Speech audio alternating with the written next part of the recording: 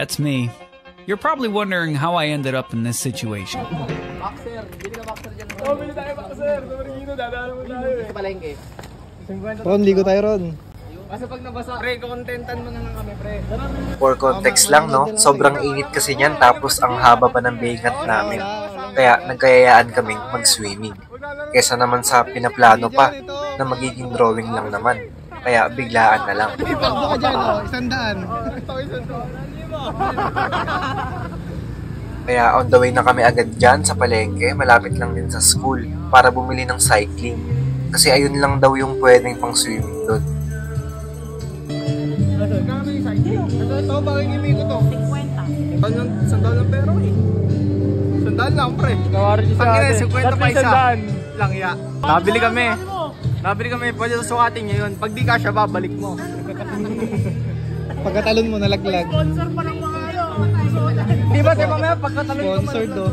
Pagtapos nga makabili, ay naglakad na kami agad papunta sa pagliliguan namin. Nakita pa nga namin dyan yung dati naming classmate at niyaya pero may pasok daw. Si Richard, sinama niya eh.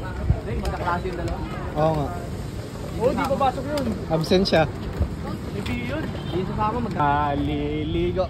Jogging tayo, muna, nakatrunk. warm up. Nakatrunk. Ah, yan. Jogging nakatrunk. Yan. Sige.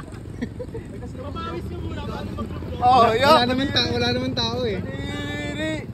Oh.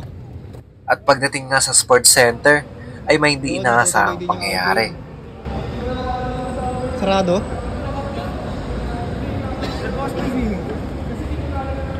Oh, wait, sarado. So, bali, babalik namin to. Wala na akong pera na pabili. Sarado, sabi ko na, naramdaman ko na eh, sarado eh. May utang pa po. Ikaw ako na pag-gastos ba? Wait. Pero di pa rin kami papapigil, kaya ito, present day, tutuloy ulit namin yung hindi natuloy na plano. Hindi ka kaya yung number sa alphabet hanggang siyam. Wala ka pa na ano. Kasabihan, try and try lang eh. Sa inyo tatlo, try and try. Tsaka hindi na Monday ngayon, sabi kasi, every Monday sinasara talaga yung pool para linisin. Kaya ito, after class namin, kahit wala na kami next class, ito talaga yung sinadya namin sa araw na to. Kaya yan, pupunta na ulit kami sa sports center.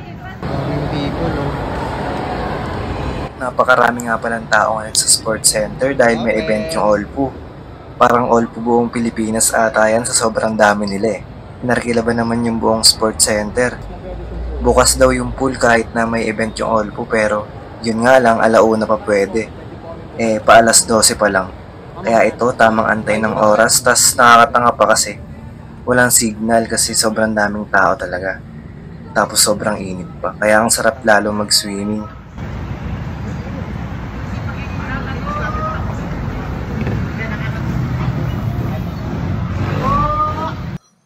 Sex or chocolate, tol? Siyempre, sabi ni Sebs. At dahil nga alauna pa tapos ang daming tao, nag-interview kami ng iilan na mga taga-Olpu. I-upload ko na lang to guys sa ibang video, abangan nyo. Ayan, sa wakas alauna na, makakaswimming na rin sa tagal ng hinintay. Pawis na pawis pa yan. Oras lang dito maligo. Hindi ko alam eh. Ngayon pa lang maliligo. Hindi mo, wala kayo dalang to, Alia. Yun. Ay, naka-try kayo. Wow. Ayan nga pala yung pagsuswimingan namin, parang pang-Olympic.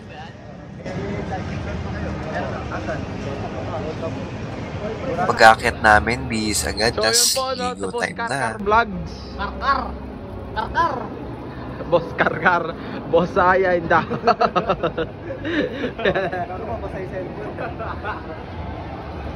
Ligo. Yung mga G. Yung paliliguan na kami G. Pa.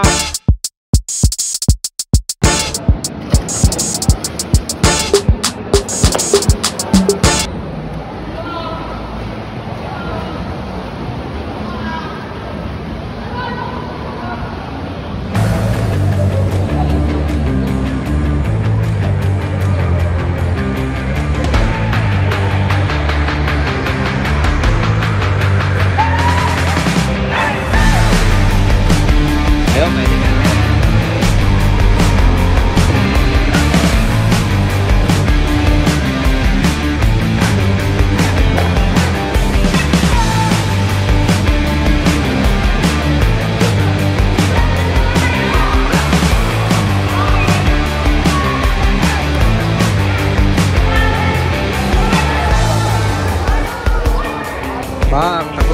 maligo.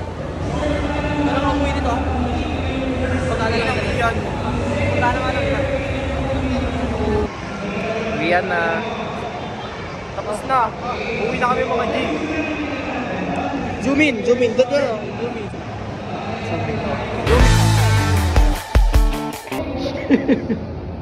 Siyempre. Sige, elevator. Tangin na G. Parang nasa ubon. Nasa ubon. 10 person. Sino to, no? Sa taas. Sino? Siyempre sa taas. Hey.